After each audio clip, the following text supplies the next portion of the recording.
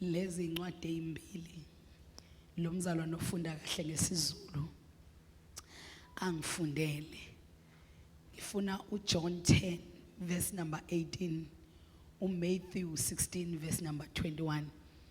For those who are here for the first time, we love you already. This is your home. This is isitulo hlezi kuso siyakupha sona sekungesakho ungabe usashishiya. Amen. John 10 verse number 18, Matthew 16 verse number 21. Mengathula akujiki lutho ngoba yena ungithandile esiphambanweni nomengathula akujiki lutho ungithandile esiphamba. Verse number 18. Nomengathula akujiki lutho ungithandile esiphambanweni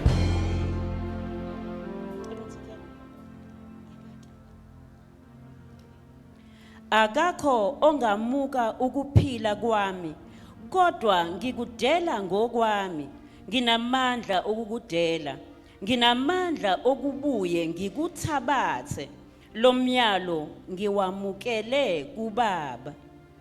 Matthew 16 verse 21. No one takes it away from me, but I lay it down voluntarily.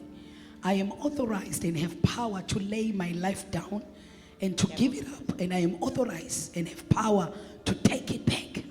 This is the command I have received from my Father. Kusukela kuleso sikhathi uJesu waqala ukubonisa abafundi bakhe ukuba umelwe ukuya eJerusalem ahlushwe ngokuningi ngamalunga nangabapristi abakhulu nababhali abulawe kepha avuswe ngosuku lwesithathu. Ngicela ungiphindela lo line wokugcina. Kepha avuswe ngosuku lwesithathu. Ngicela mfowethu ngamabomu ungiphuthumele ungele kuPhilippians chapter number 3 verse number 10. Nomengathula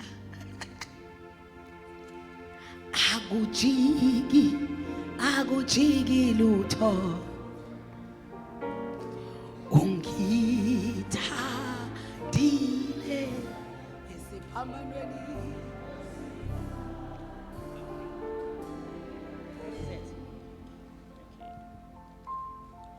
Ukuze ngimazi yena namandla okuvuka kwakhe nokuhlanganyela ezinhluphekweni zakhe ngimfuze ngokufa kwakhe. Oh Jesu. Uma mhlawumbe ngingaze ngifinyelele ekuvukeni kwabafileyo kungesikho ukuthi sengibambile nokuthi sengiphelelisiwe kepha ngijonga ukuba kumbe ngingakubamba yini lokho nami engabanjelwa khona nguKristu Jesu. I want to know Christ. Yes, to know the power of his resurrection and participation in his sufferings, becoming like him in his death, and so somehow attaining to the resurrection from the dead. Allow me to title my message this morning, I am coming back again. Please look at your neighbor for me and tell them, I am coming back again. I am coming back again. Akakuzwa lo ngalana ngicela ungizamele lo ngapha ngapha ngaka right uthi I am coming back again. Ngicela ungizame ngesizulu uthi ngiyabuya mthethe ngiyabuya. Ngithandile esiphamba. Awungizamele ngemumva wakho thani ngiyabuya futhi. Nomengathula Akujiki. Akujiki lutho. Ungithandile.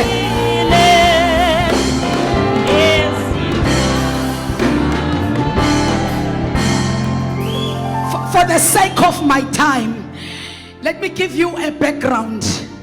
uJesu ulama verse amabili esiwafundile kuJohn na kuMatthew. Uyena okhulumayo. Uthi ngizohlushwa kuMatthew, ngizohlushwa ngife. Uthi kodwa ngizobuya futhi. I'm going to come back again. I'm going to come back again. And he emphasized it in John. Uthi yimi on the authority yokubeka ukuphila kwami phansi.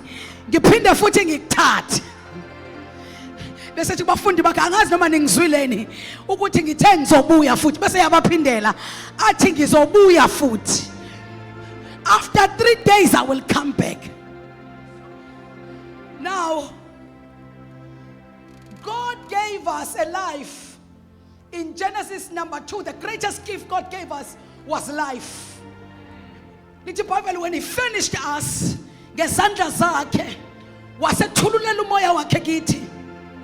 That's the greatest gift uNkulunkulu akayinikeza umuntu ibizwa ngempilo. But the second greatest gift that God gave a man was death. Was death. The first greatest gift that God gave you was life. But the second greatest gift that God gave you was death. Because in Genesis chapter number 2, when he gave us the life, in Genesis chapter number 3, we lost the life. Touch your neighbor, say, I lost it all. Please preach with me this morning. Tell your neighbor and say, I lost it all. I lost it all. In Genesis chapter number 3, uma inyoka ikhohlisa umuntu ensimini yase Edeni, umuntu lost the greatest gift called life. But in the same Garden of Eden, in chapter number 3 of Genesis, God came and gave a promise that you will receive your life back. You're gonna come back again. In verse number 14 of chapter number 3 of Genesis, uthi enyokeni ngizokwakubutha phakathi kwakho nowesifazane. Inzalo yowesifazane izokhoboza ikhanda lakho. Uthi wenzani uNkulunkulu lana? He is bringing my life. He is promising to give my life back. Yes.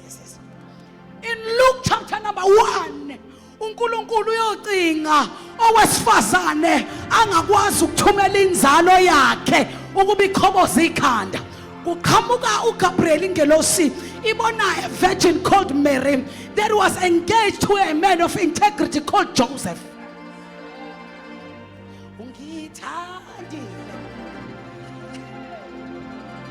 Maye fika kuLuka chapter number 1, uzokwenzani uNkulunkulu ngoGabriel? Uzogcina isethembiso. Ngicela ungitshele ukuthi uyasigcina isethembiso. Awuphinde umzame futhi akakuzwanga. Mtshele thana uyasigcina lona isethembiso. Akwenzeka thembise bese ngafezi.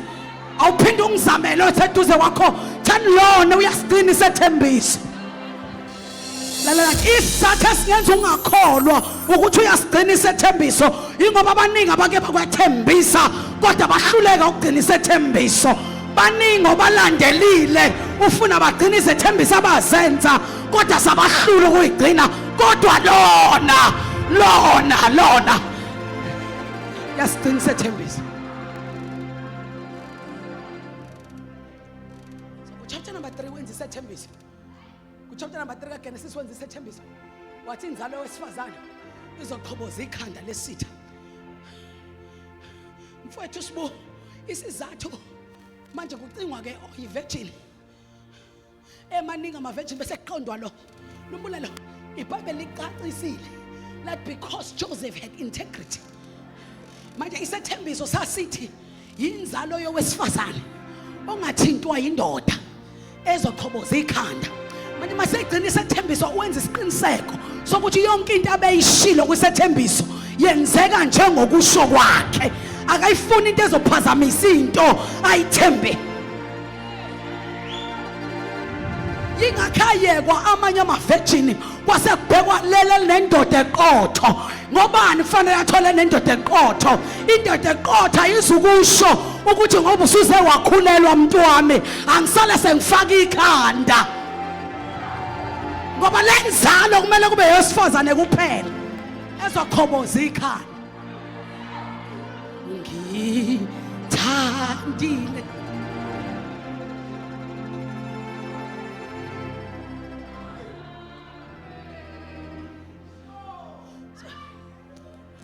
enye indoda izothi mfowethu ngoba usuze wakhulelwa asale sesingasawulinda umshado.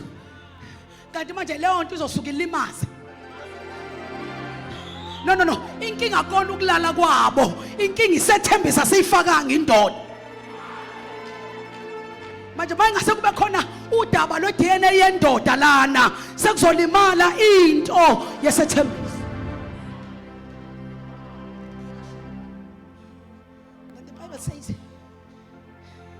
yasekingilo sesiyamchazela ukuthi kukhethwe wena ke waba ubusisiwe sifazane ukuthi uzozala umsindisi. Uzozala ingane ezoyofa, because the greatest gift that God can give a man is death. Manje le ngane ozoyizala akuyona yakho, iwumsindisi, izalela ukufa.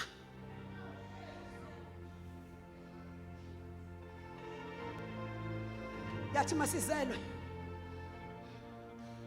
isiyaxoxa ke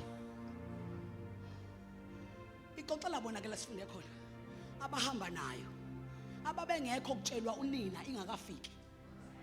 Ithi ke lalela njengoba nihleli nami ningahlali nami nikujwayele ukuhlala ke nami ngoba mina ngizohamba ngiyohlushwa. Lalela ubaxoxela nje umprofeti uIsaya ukhulume ngaye kuIsaya 53 engakafiki nokufika. Wathi khona ozayo uthi waye njengemvu phambi kwabagundi engasazange isono wenziwe isono.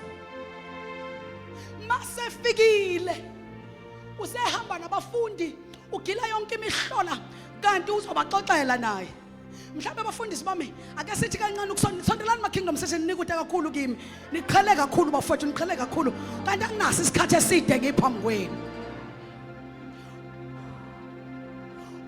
uIsaya akagcinanga ngokusho ukuthi uzohlushwa afe, kodwa ukuvezile ukuthi he shall come back again. Muzwa ku verse number 10 mayisethi he will see his offspring and prolong his days, and the will of the Lord will prosper in his hands. Kusho ukuthi uIsaya akagcinanga ngokuprofeta ibhlushwa kwakhe ukufa kwakhe, kodwa waprofeta he is coming back. It did say he is coming back again. Muzwa verse number 11. After he has suffered, he will see the light of life and be satisfied. So even Isaiah prophesied that he will come back again. uNkulunkulu ngoba wayazi ukuthi ngeke bayikholwe lento uma ishiwo uye uJesu ukuthi uzobuya futhi. Akithi namanje njengoba ngitshela ukuthi nawe uzobuya futhi, khona into ongayikholwa kahle kuleyo nto.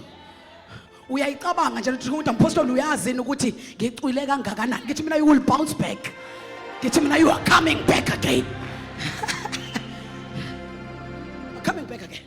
So ngoba wayebona uNkulunkulu mamasha ukuthi ngeke bayikholwe lento yokuthi uzobuya mayisho yena, ngoba ibahlulo ukuyikholwa isho uIsaya umprofeti. We Old Testament, Jonah chapter 1, Jonah chapter 2, Jonah chapter number 3. Usethi ake ngiyenze ibe practical engakafiki. Ngithandile uthi angibademonstratele yona lento ngoJona uJesu engakafiki ukuze bazi ukuthi uyakwazi ukunyamalala 3 days and 3 nights and come back.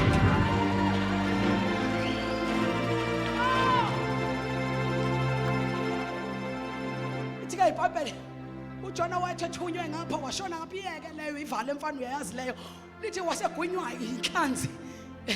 Ingakho uMateyu wayikhuluma lento athi njengalokhu uJona wahlala esiswini senhlanzi insuku ezintathu nobusuku obuthathu athi kanjalo nendodana yomuntu iyahlala emathunjini omhlaba insuku ezintathu nobusuku obuthathu, but he will come.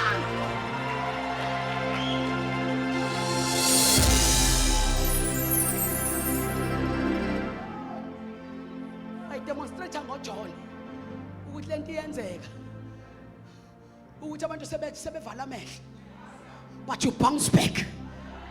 Lento iyenzeka nawe sewulahla ithawula, but you bounce back. I want to imagine ukuthi uJona mayethi ngithatheni ningiphonsa olwandle wayeselahle ithawula, wayesethi ayisekho into engenzeka manje velani ningilahle.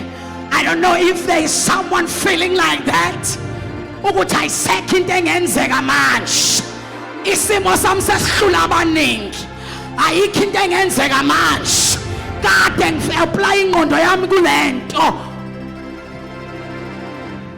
But he did not know ukuthi ungithandi.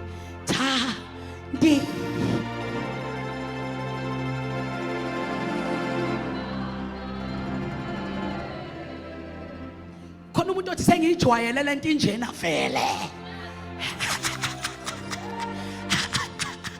Yambamba inhlanzi yamgwinya for the first time, inhlanzi yangamchuwa umuntu, ukudla yakumimilita, ukudla yangakuhlafuna ngoba uJona ngenkathi engena uShaka wabona ukudla ngaphansi kwamanzi kodwa ukudla kwangavuma kuhlafune wavele wakumimilita.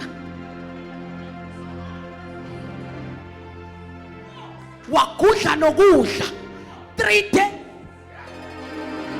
and 3 nights ugcwele eswini sakhe engakusindawo kulokhu kumika uhleli kunjalo.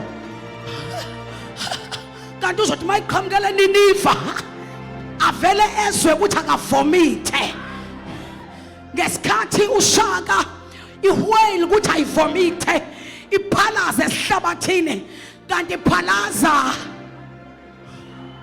abantu bamile bayabuka ngoba when you come back again fanele babe khona, fanele babo.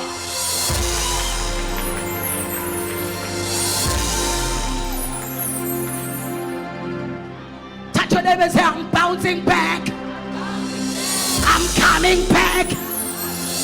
I lost it, but I'm bouncing back.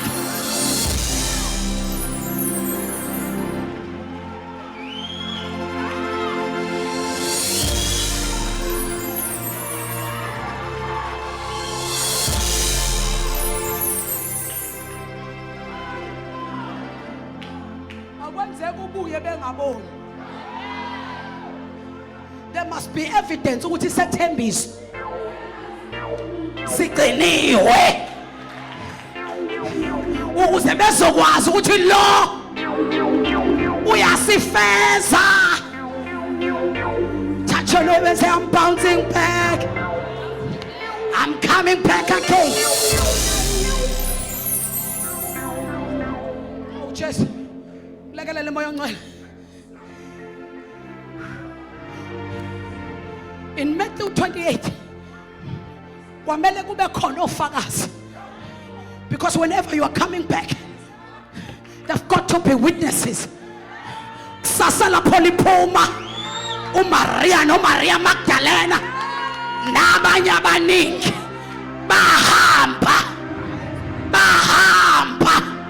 bayethunene ukuba bamqhobe ngamakho uJesu. Uma befika, somebody shout, I'm coming back.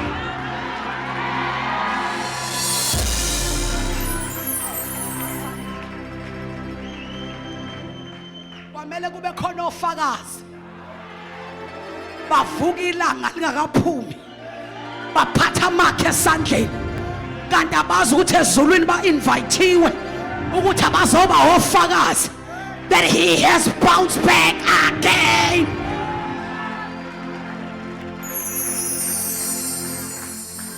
Khona bazosondela eduze kwakhe emva kwaleli phasika. Kanti abazi ba-invithiwe ezulwini. Kwathiwa beze bazobona ukuthi you have bounced back again. You have bounced back again.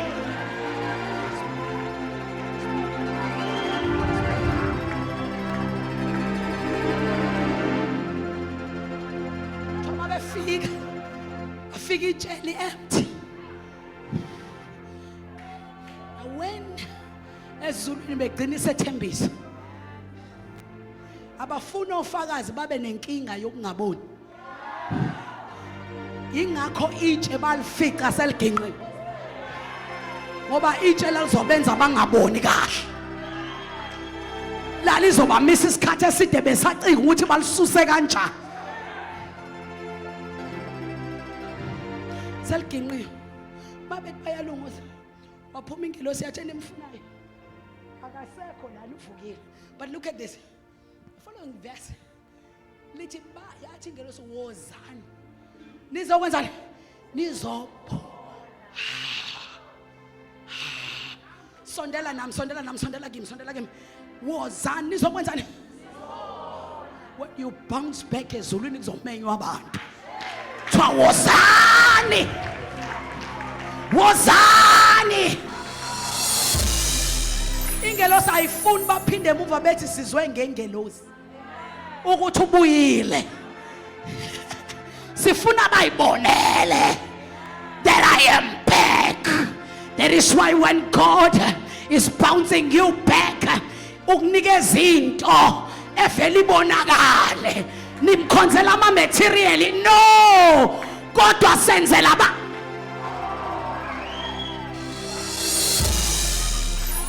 that we are back. That we are back. That we are back. Nishuthelani imizi yenu, nishuthelani imoto zenu, nishuthe senzela that we are. Wozani nsobona. Wozani nsobona. Ithuna liginqiwe. Itshe liginqiwe akasekho uvuki. Emva kwale conference akumenyezelwe. Kuthiwa akasekho kwipoverty uvukile. Akasekho eguleni uvukile. Akasekho ezifeni uvukile. Akasekho kwabangaqashiwe.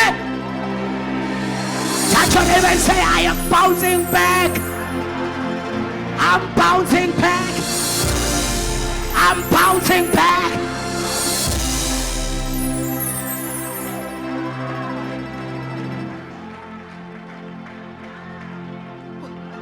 Abathi bayokubheka kwiposition abagcine kuyo ngaphambi kwephasika.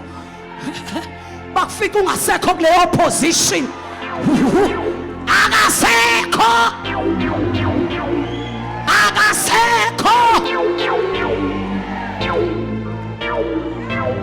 Abacinge kwabacelayo bakufika ungasekho lapho because you have bounced back.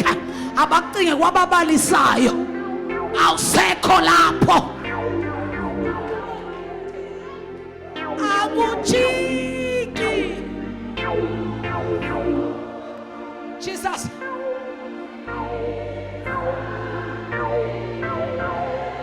Cela ukufana.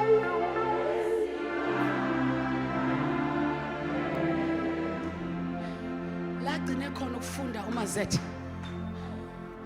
Apostle Paul uphendula umbuzo othi, what will make you mpostoli to come back again? What will make me to bounce back? I know Jesus bounced back. I know Jesus came back. But what will make me? Siyaphendula kuMapostle Paul. Philippians chapter number 3, let's read it. Uthi uze mina ngimazi.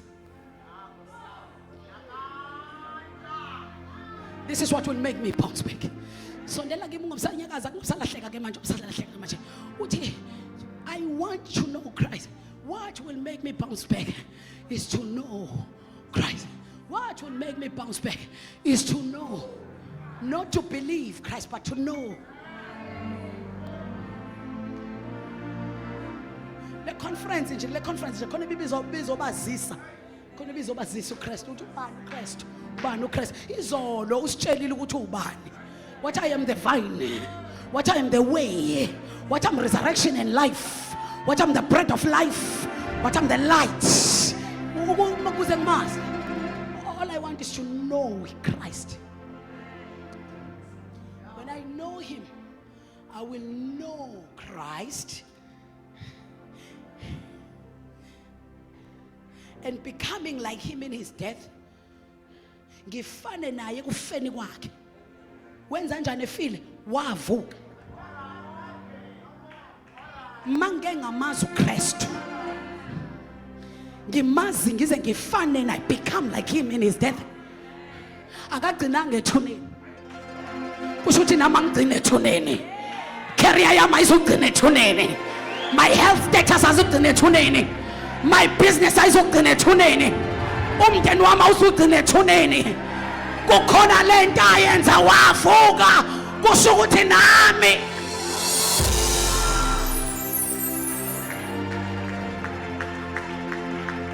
Can I submit 3 cases? Can I submit 3 cases to prove my case? Maybe 3 exhibits to prove my case. This will be the evidence. Then, then you will come to a verdict. If ngempela laba bantu will come back again. If Paul for me to know Christ, this is the thing that will make me come back again, is to know Christ and become like him in his death, and to know the power of resurrection through knowing Christ. Case number 1.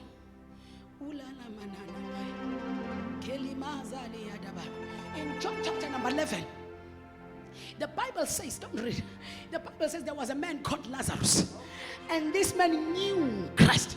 Can I say again? This man knew Christ, because I hear in verse, I believe it's verse number 10, I hear that he was a friend of Christ. He was a friend. Now you cannot be a friend unless you know. Can I give you that exhibit? Little Bible wagula. uJesu watshela ukuthi uyagula wangaya. Lithi wayeyafa kuzwayo. uLazaro wafa umuntu owazi uKristu. Mawuke wamazi ufana naye. Awufi awuhlale ethuneni ngoba naye akahlala ngethuneni. Kwasho ukuthi ufa umuntu omaziyo. Ilana manaya. Wafika emva kwensuku ezinenuka. Kwasho ukuthi kunuka umuntu omaziyo. Amtshele thani noma nganuka. Kodwa ngiyamazi. Abamaziyo. Abaphelele ethuneni. Abamaziyo. Abagcinele ethuneni. They come back. They come back again.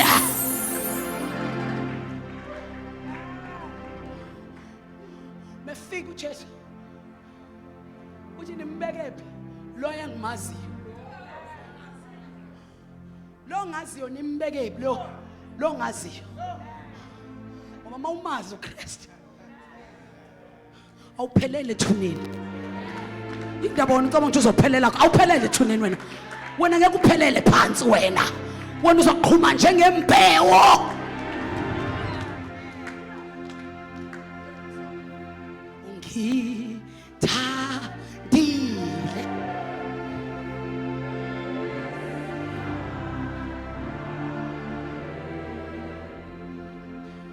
Ayefika ethuneni. Lazarus abangaziyo abahlala ethuneni nomphela. So Lazarus, come back again.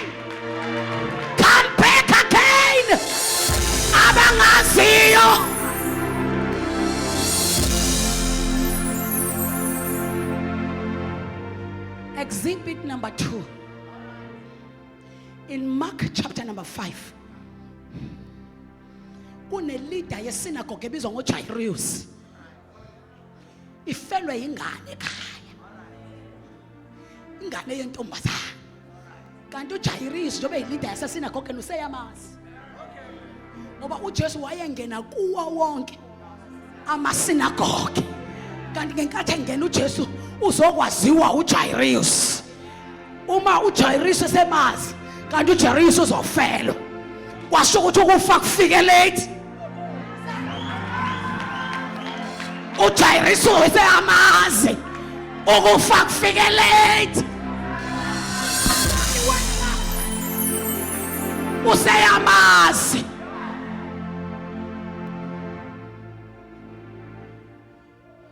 Sasendleleni yakaJairus ahlangana nomama lo wayephethwe umophe mkhumbula. Lo wamama iphazamisa lento kaJesu endleleni. Khalima sathakaya. If you can help me preach, if you can help me preach.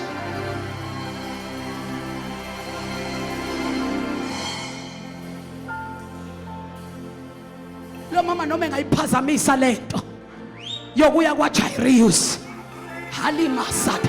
Inkinga uJairus. uJairus sayama. Noma ngabambezeleke endleleni useyamazi.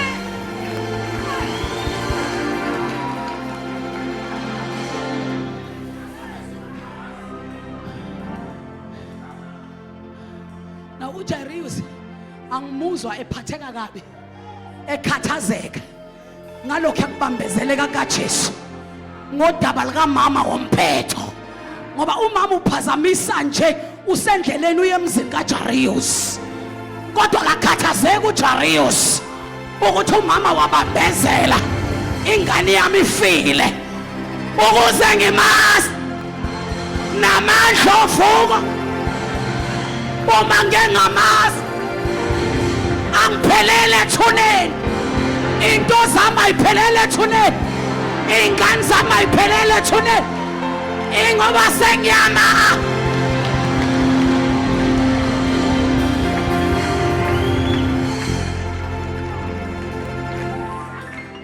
Ungithandi.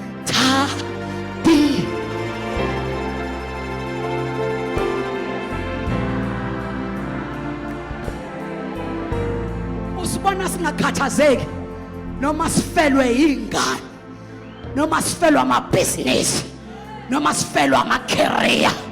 Ingoba siyamazi usendleleni abamaziyo abagcina ethuneni uyafika.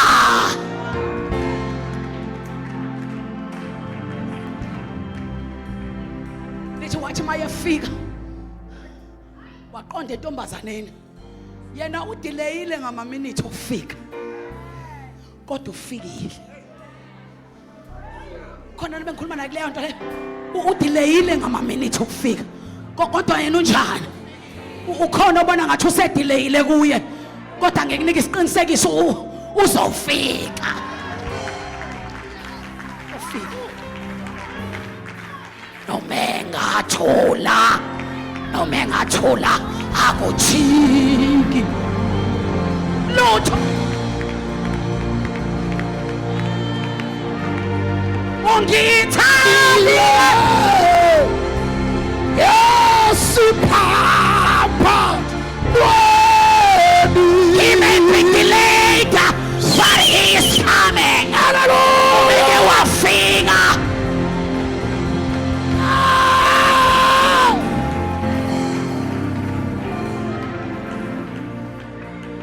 Fundisa umntunga siyakwamukela mfowethu.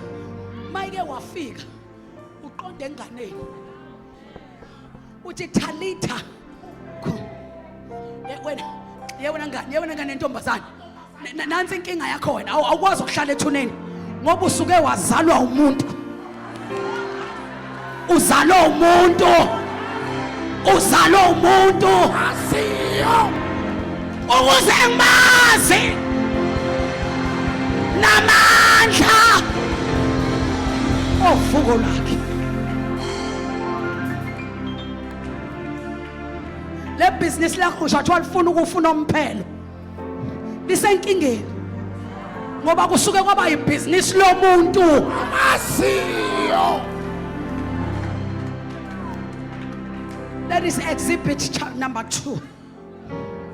My last exhibit that I want to put before this honorable gathering is in Luke chapter number 7. iBhayibheli lithi wathi esendleleni eya kwi-village yase-9 kwasho ukuthi njengoba esendleleni eye-9 bonke abantu base-9 bayatshelana ngayo ukuthi nanguza ngapha ngesikhathi eza ngapha kanti khona umfelokazi wavele wamazi uJesu wamazi endleleni kanti umfelokazi ufelwe indodana yakhe, a son of a widow of 9. Thoba bephuma abantu bemthwele ngohlaka behambe bekhala umfana ufile kanti umfelokazi usesuke kuze ngimazi. For me to know Christ and participate in his affliction and becoming like him in his death and know the power of his resurrection. Manje yasisho lento ukuthi noma ke ungawumfelokazi yazi ushithini lento isho ukuthi noma ibackground yakho ungasabizwa ngegama sewubizwa ngayo, noma abantu sebedescribe ngemeko yakho ngoba lo mama igama lakhe akuyena umfelokazi, lo mama unegama nesibongo futhi kahle kahle lo mama uMesisi kodwa abantu kuyenzeka bakhohlwe igama lakho, bakhohlwe nokuthi uzalwaphi, bakubize ngesimo sakho noma bekubiza ngesimo sakho umusuke wama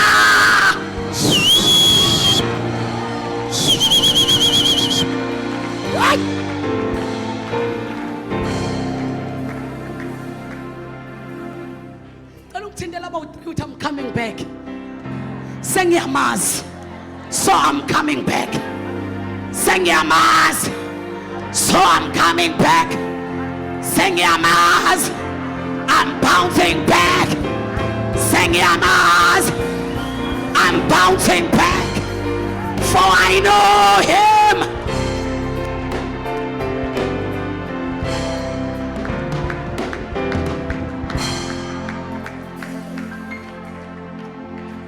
Noma sebengangibiza ngedivorcee bakhohlwe igama lami, into abangayazi ukuthi sengiyama.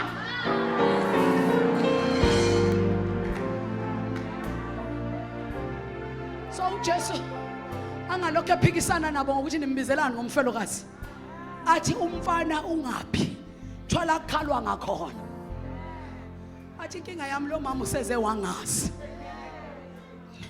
qhamuka bayakhala bawela phansi baphethe uhlaka baya kwi-funeral baphuma ngecebo lethu.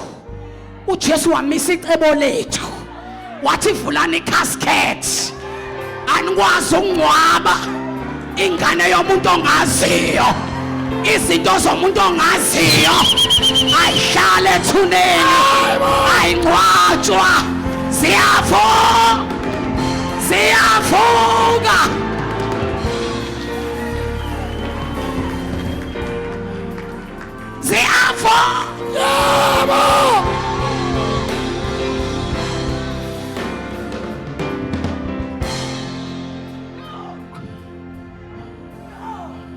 Wakhomba umfana, lalela mfowethu ivesi lithini, lithi wakhomba umfana wathi come back again. Lithi umfana wavuka same time. Wafonela umfundisi obesegqoka ikhasokhi ethi uyongcwaba. Kwathiwa, man of God, there is no longer a funeral. The funeral is cancelled. Lengane yomfelokazi owazi uJesu. Ngalumemezela, the funeral of your things is cancelled.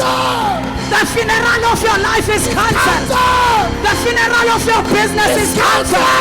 The funeral of your career is cancelled. You are coming back.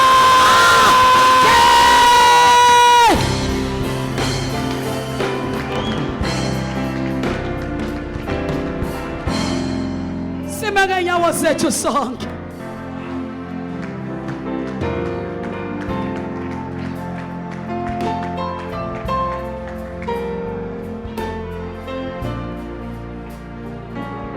For me to know Christ, participate in his sufferings, becoming like him in death, and know the power of his resurrection.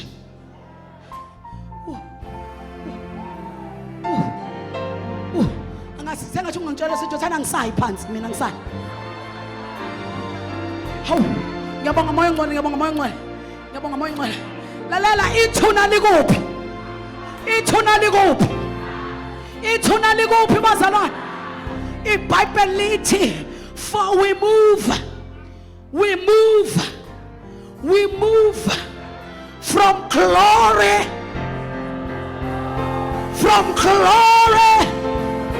mtshele thana asiyi phansi, asiye ethuneni. We are bouncing back. We are bouncing back. We are bouncing back. Mawushadile ubuka umuntu wakho uthi sithandwa sami, yakela ukukhala manje. We are bouncing back. Mawushadile ubuka umuntu wakho umtshethani, we are bouncing back. Mawunengane la endlini buka ingane yakho uthi we are bouncing back. Thana mntanami, we are bouncing back. Mawunomngane buka umngane wakho uthi we are bouncing back. Shatapaya kadai. Asi.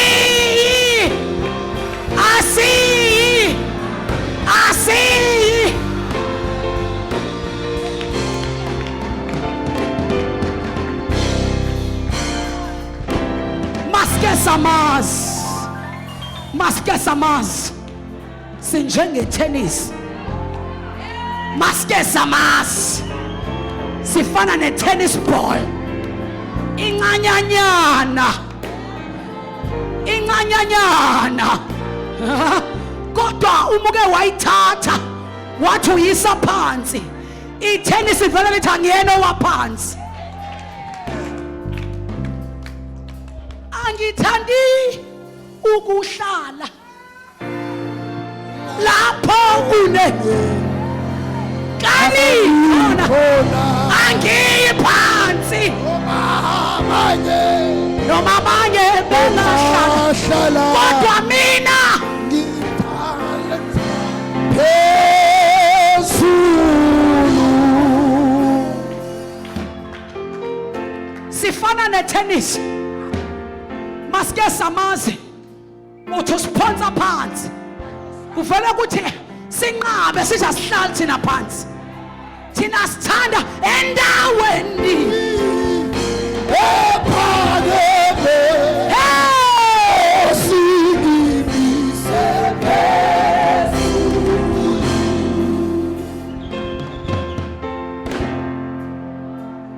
We are bouncing back.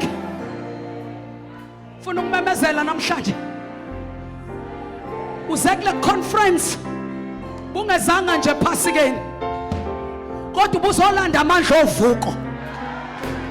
Yonke into ebikulalise phansi hamba ufike uyitshele uthi angiyena waphansi, angiyena waphansi, angiyena waphansi, angiyena waphansi, angiyena waphansi.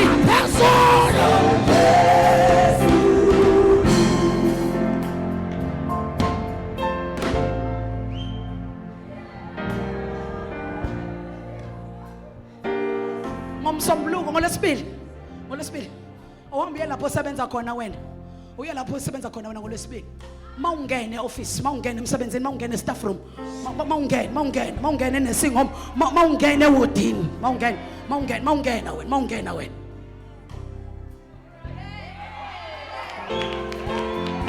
I'm back again. I'm back again. I'm back.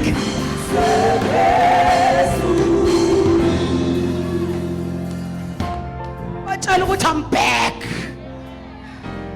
because I bounce back. Let me close and submit my case.